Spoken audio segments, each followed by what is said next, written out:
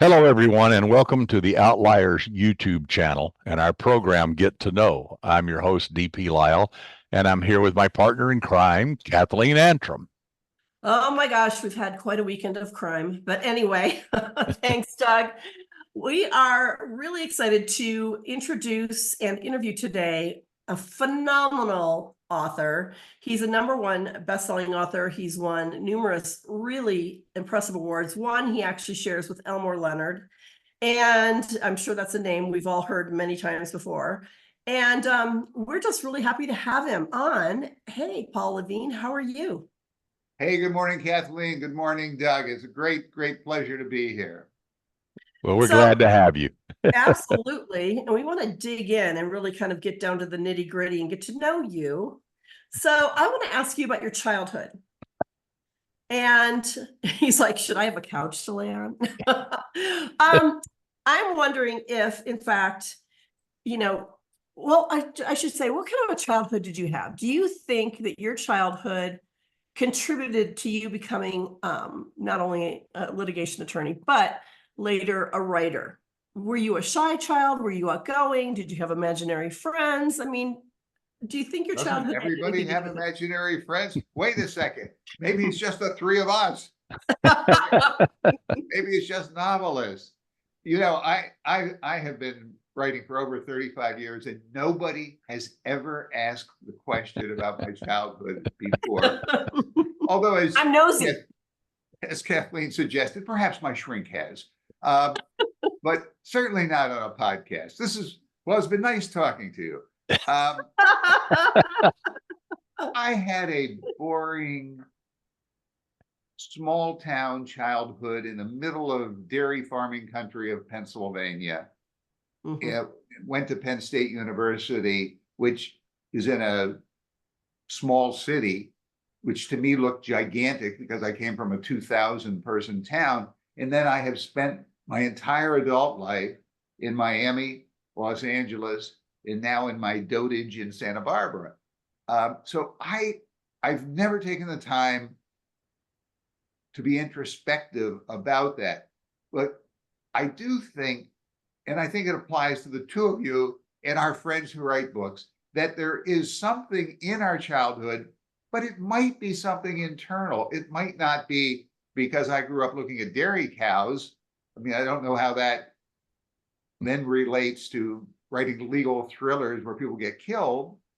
Did you play alone a lot? Did you have like a fort in the woods or whatever? I mean, I grew up in Northern Ohio, so I get Pennsylvania.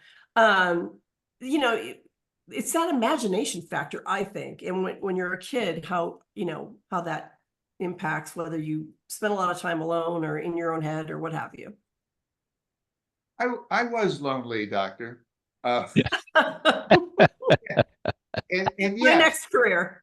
And I was an only child also, which probably plays into that equation. And I did make up stories and drew little pictures and cut pictures out of magazines to make those stories. But it never occurred to me that in childhood, when I grew up, I would like to also be taking pictures, say, from my head and putting them on a piece of paper. Well, you eventually became a reporter and an author and a lawyer, and how did that happen? How did you end up? Well, those are two entirely different professions. In fact, there's a linkage between them, and I'll tell you. I majored in journalism at Penn State. I was editor-in-chief of the Daily Collegian, which was my family at university. And then, because I won a writing contest called the William Randolph Hearst National Writing Contest. One of the judges on that contest was an older gentleman named George Beebe, who was the senior managing editor at the Miami Herald, and he hired me. And I put everything I owned in my Chevy Super Sport. This is 1969, which now dates me. Drove from State College, Pennsylvania to Miami. By the way, there was still plenty of room in the Chevy, but everything I owned was in. Exactly. And started working general assignment at the Miami Herald. And very quickly, in just a few months, really, the person who covered criminal court got hired away by the National Enquirer It's double his salary. They threw me into criminal court because I was the youngest reporter. Nobody wanted to do it. Nobody wants to be inside the four walls of the criminal justice building 8 to 10 to 12 hours a day. And I had never been in a courthouse, which didn't seem to stop them. I'd never seen a trial.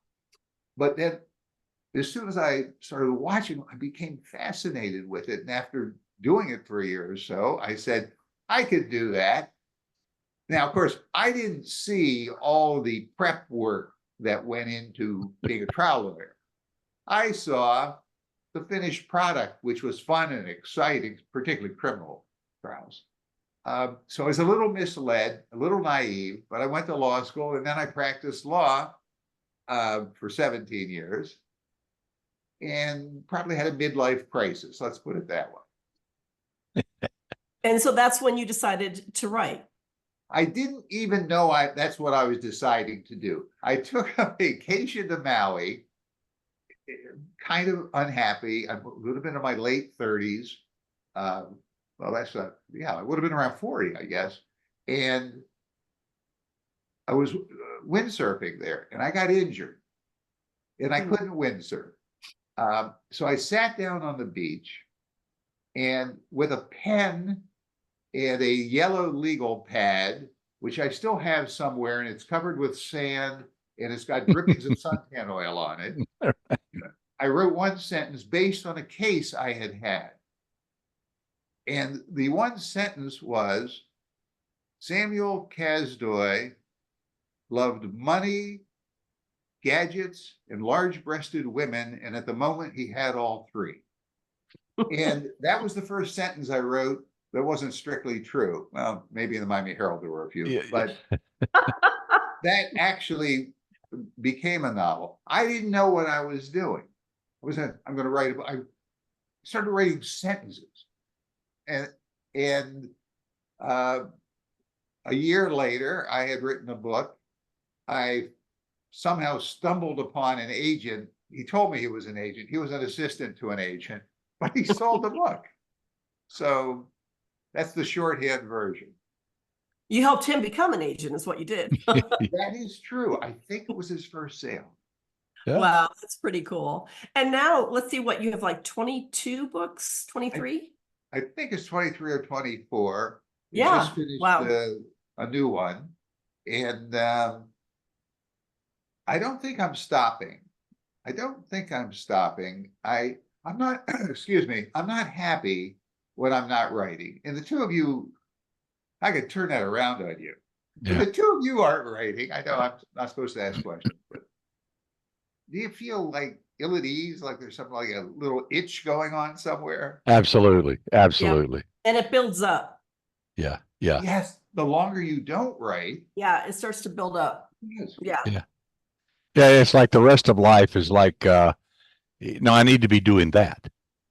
I'm doing this, but I need to be doing that because I want to be doing that. You know, and life gets in the way sometimes. Yeah. Life gets in the way. I like to say I'm miserable when I'm not writing. I'm less miserable when I'm writing. So there's no choice. Gotta do it.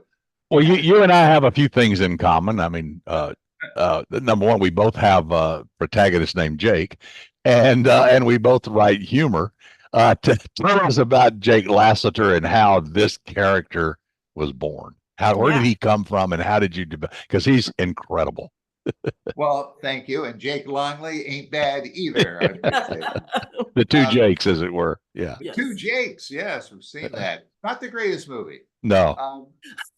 Jake Lassiter is a linebacker turned lawyer.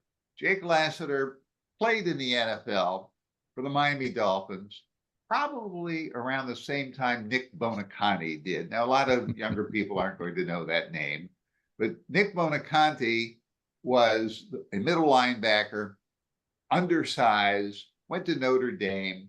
Nobody thought much of him. He probably played at a middle linebacker at about 205 pounds, if you could believe that. Wow. Maybe less. But he was very good. And then he went to law school and he became a lawyer. Well, Jake Lassiter didn't go to Notre Dame. He went to Penn State because I did. Excuse me. He was considered by Joe Paterno his problem child. He was always getting into trouble. He would occasionally take a Coke machine on the third floor landing, and if it didn't give him his Coke, throw it over the landing and crash to the ground. He wasn't drafted. He was a free agent with the Dolphins. He liked to say that Don Shula put him so far down the bench, his ass was in Hialeah.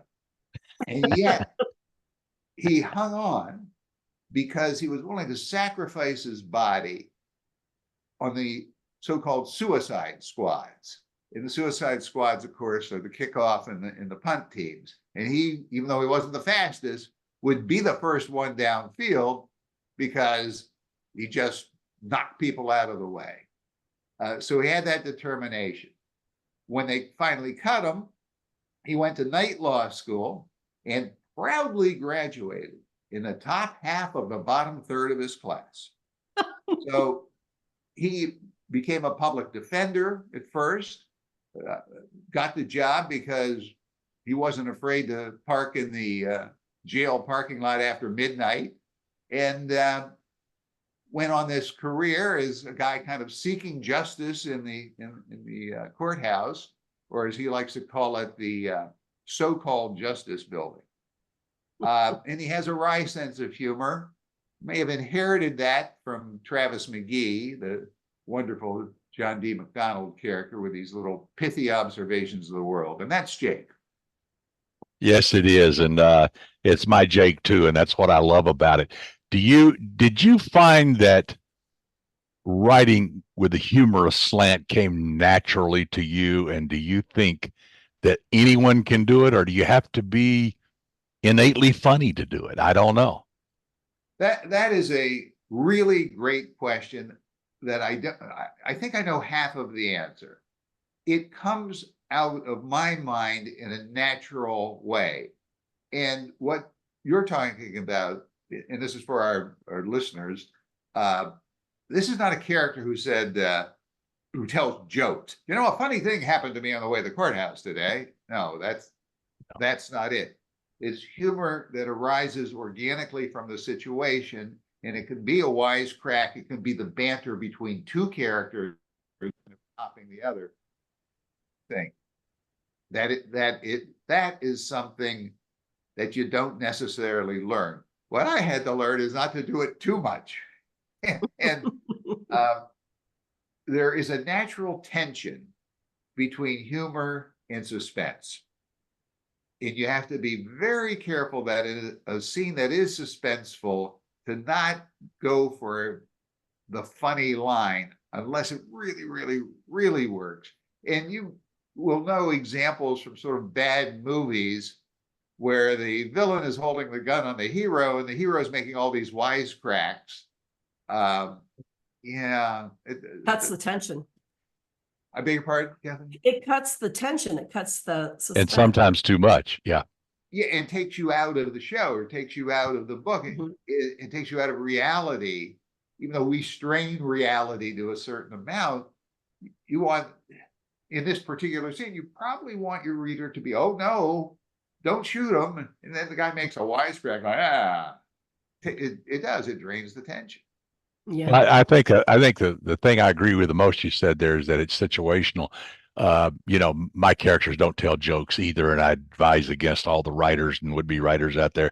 Do not have your character tell jokes, because, I mean, you can every now and then, but that's not what the humor is. The humor comes from where they are and how they look at the world. You know, I grew up with Lucy and Gleason and those guys, you know, and so consequently, all the humor there was out of the situation that the characters were in, and their off balance slant of the way they looked at it. And I know Jake's the same way.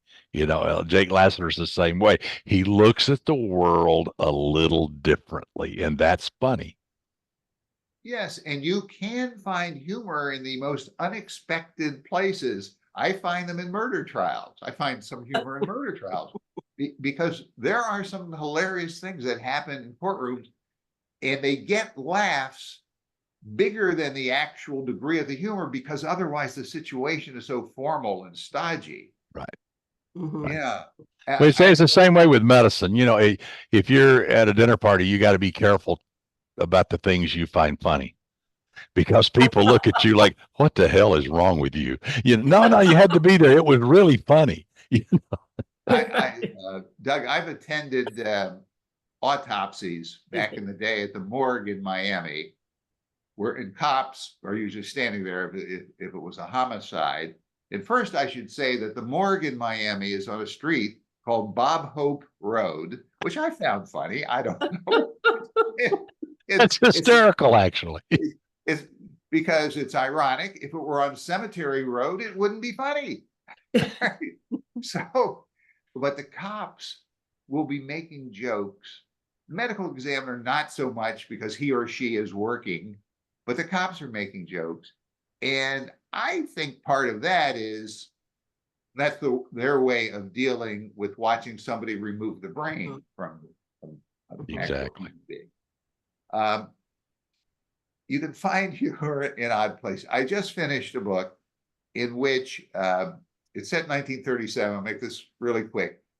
Charlie Chaplin is telling his wife, Paulette Goddard, that he's writing a satire about Adolf Hitler. And of course, it becomes The Great Dictator in 1940. And she, and this dialogue's invented, though I hope it's reasonable. And she's just appalled by this. You can't make a satire or a comedy about Adolf Hitler. It's nothing to be funny. And he says something to the effect of, like gold in a Colorado mine, humor can be found in the tiniest crevices, or something like that. So yes, if your mind is attuned to that part of life, it can be humorous. Yeah. I think you're both demented, but I'm just gonna leave that lay there. Because I have to say, writing humor, I think, is one of the hardest things to write. As somebody who has attempted it, and it's I think a gift that you have in your mind, where it's the way you guys see the world, that you have this clever take on something that, I mean, you see it in a different way, and that's what makes it funny, and it resonates with everyone. Agreed. I really think it's a talent. So I think the same thing is about comedic acting. Some of the best dramatic actors are actually comedians. I remember when Burt Reynolds first came out with that cop show on TV, like the 60s or 70s. I even forget the name of the show, but people were saying, oh, this is a good movie and all that. I said, yeah, but he's miscast. They said, what do you mean? I said, this guy's a comedian. They said, what do you mean? I said, this guy is a comedian. He's got the timing. He's got the rhythm and the way he talks. Sure enough, Burt Reynolds was a comedian. Yeah. And in some of you mentioned Elmore Leonard earlier. I can't remember the name of the Elmore Leonard book or movie. It was set in Las Vegas, and he was a comedic hero character in that movie. And of course, the Cannonball Runs and all of those other ones with a lot of charm. Yes. Right. Charm helps. Yes, because he could get away with it. He could say things that might be right on the edge, but because he had so much charm, people weren't offended.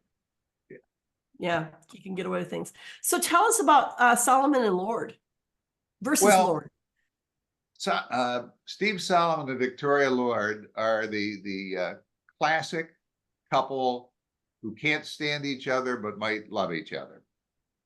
They're thrown together in the first book of that series, Solomon versus Lord, which was optioned for I don't know how many times a year ago by CBS. They hired a young writing couple to write the pilot, and the strike came and it somehow disappeared. But Steve Solomon is kind of a streetwise, wise guy lawyer in Miami, doesn't follow any of the rules. He comes up with his own rules, which are called Solomon's Laws. When the law doesn't work the law. And Victoria Lord is a straight-laced Ivy League, by the book, in the beginning, prosecutor who loses her job and joins forces with him. And they bicker and they banter and they try cases together. In the beginning, she's engaged to a fellow named Bruce Bigby, the avocado king of Miami, who is pretty much just as boring as that description might imply. So it's that it's sort of that triangle that, oh, the old movie The Front Page had with Cary Grant, Rosalind Russell, and okay, that does it. I could never remember three names in a row. Opposites attract would be the underlying point. Opposites attract, but sometimes they also argue a lot. And so I mean, you mentioned CBS. You've had quite a television career. Tell us about that as well. Well, I moved from Miami to Los Angeles to go on the staff of JAG, which was the CBS military drama that ran for 10 years. And I went to it in its 5th year when they had an opening on the staff. I had freelanced 2 scripts that they bought and shot. And I did something that I didn't realize was not to be done. And that is, I got my first job in Hollywood at age 51. and as we now know, or as I should have known at the time, they generally get rid of people at age 41. And in fact, when the Writers Guild filed its class action lawsuit for the elderly writers, I was included in it and received some money in a settlement with the studios. But I enjoyed my brief tenure on the show of a couple of seasons, and then along with the creator of the show, Don Belisario, we co-created a Supreme Court show called First Monday, which did not succeed. It had 1 season, but I learned a lot about dialogue. I thought I knew a lot, and I did. I knew enough, but it sharpened and shortened my dialogue. And I use those skills, I like to think, to this day, of getting rid of unnecessary words, unnecessary sentences, too much exposition. And it was a really good learning experience. I always encourage people, the novelist, read screenplays. Go read screenplays, and you'll learn how to succinctly and efficiently tell a story and write dialogue, because you don't have time, you don't have page, you don't have space to do a lot of BS, man. It's got to be bang, bang, bang. Yep. I advise the same thing. And I say, read Chinatown. Yes. And read it again, then watch it and read it again. Yes. Yeah, I agree. Yeah, amazing. Yeah, Chinatown was incredible. So, what are you working on now? Well, I'm just finishing my first novel that is not a legal thriller or set somewhere in the world of crime fiction. And I alluded to it earlier. It's historical fiction set in 1937 and based on 2 facts. One fact that Charlie Chaplin and Albert Einstein were good friends, which I hadn't known until I saw their picture at the premiere of City Lights in 1931.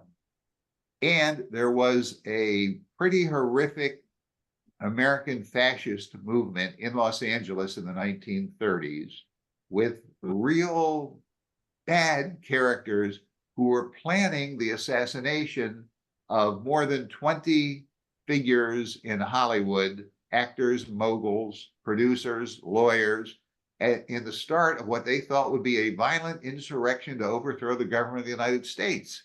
And they had weapons and they had money from Germany.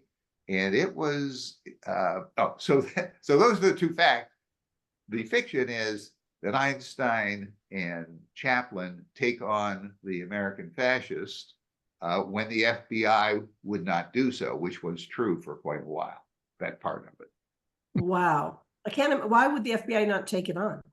Well, because J. Edgar Hoover, who of course was the director for about 120 years, was targeting communists, and along with quite a few people, thought that Germany was going to defeat Britain and France in the upcoming war. We could live with that. And he had Chaplin under surveillance and wiretaps for many years as a suspected communist.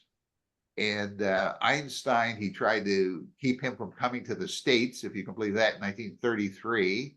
because of his pacifist tendencies. And the LAPD, whose chief at the time was Ed Two Gun Davis, TW, Ed Two Gun Davis, was very cozy with the Ku Klux Klan, as were many of his high officers. So it was a place teeming with either corruption or indifference toward the Nazi threat. Is there humor in this story, or is this more straight up? I mean, well, there is a lot of humor in it, which comes out, almost all of it, the dialogue between the two men, both of whom had great senses of humor. In fact, off screen or off stage, Einstein was probably funnier than Chaplin, and he gets a lot of funny lines, some of which he said in real life, many of which. And when they go to a party and run into Charles Lindbergh, who they both knew, and they did in real life, and Lindbergh is extolling the virtue of both eugenics and the efficiency of the Nazi economy. Chaplin remarks that, Einstein remarks that the Lindbergh has the intellectual velocity of a mollusk. And there are all of these, there's banter between the two of them. Chaplin takes Einstein to a minor league baseball game, the old Pacific Coast League, and asks Einstein in the car, the Rolls Royce, do you know anything about that? Sure, I know. Baseball is as American as apple strudel. Yes. So yeah, there's room for humor in everything. Good. I cannot wait to read this book, and the research that you've done is incredible. I mean, this is, I love books like that where you're being thoroughly entertained, but you're learning things that you had no idea, like the relationship between Chaplin and Einstein and et cetera. Mm-hmm. And they were so focused on the communists, they didn't really care about the fascists. Well, Paul, we have another thing in common, that you have a wonderful, fabulous, marvelous new agent. Kimberly Cameron. You've been with Kimberly for decades, I guess. Oh, yeah. Our first book together, and I feel privileged that she'll be in my corner. Yeah, she's good, and yeah. The Velvet Hammer, we love her. The Velvet Hammer. Well, so do you have any? Are you going to write any more of the Solomon versus Lord or the Jake Lasseter books, or are you kind of putting them a bit and moving in a new direction? What's the plans, or do you know? Well, I'm outlining the second Chaplin Einstein book, but I also have a new character who cropped up in the last Lasseter book, a young man named Rodrigo Pittman, who is going to become a lawyer and follow in Jake's footsteps. So cool. I've got a couple irons in the fire. Is that from Early Grave? That's from Early Grave. And Rodrigo is the son of Tank Pittman, Jake's old Miami Dolphins roommate, big defensive tackle, and Ileana. And he is Jake's his godfather, and he has always admired Jake, and it's going to be kind of the young Jake. Great. Very cool. So we're probably going to have to wrap up in a second, but I have one last question for you. What kind of advice would you give to new writers starting out today? Well, the first word would be read, and the second word would be write. Obviously, read what you enjoy. Read and study what you're reading. You can even deconstruct what you're reading. If some novel just grabs you and it takes you on this wonderful, wonderful magic carpet of a journey, feel free to read it a second time, take some notes, maybe deconstruct it. I call it a reverse outline. Because see, how did he or she do that? And where's that first plot twist come? And what's the complication in the second act? And study it. Don't try to copy it exactly, but learn from it and then write. And I'd like to say, I say this to people who are in writers groups, and I have nothing against writers groups, but don't talk about writing, write. And that's about all the advice I could have. So where can people find you and buy your books and laugh out loud? Where They can go on to Amazon and look up Paul Levine or look up Jake Lassiter, and they'll come up. They can go on my website, which is paul-levine.com, and they can buy your books and laugh out loud, because they are That's funny. right. And they will keep you turning the pages, I guarantee you. Paul, thank you so much for being here with us. We're going to have you back, definitely to talk about these new books when they're coming out. That's going to be very exciting. And I want to ask our viewers to please click the thumbs up. Helps our algorithm and gets the interviews out. And if you've enjoyed the interviews that we're having here, please subscribe. It also helps. And we'll be back with a lot more, Doug. Yeah. Yeah, thanks, Paul. It's always good to see you, buddy. It's always a thrill chatting, and I'm sure we'll sit down in a bar somewhere soon and chat before too long. So until next time, this has been Get to Know on the Outliers YouTube channel. We will be back with more interviews and more fun at a later date. Hang in there.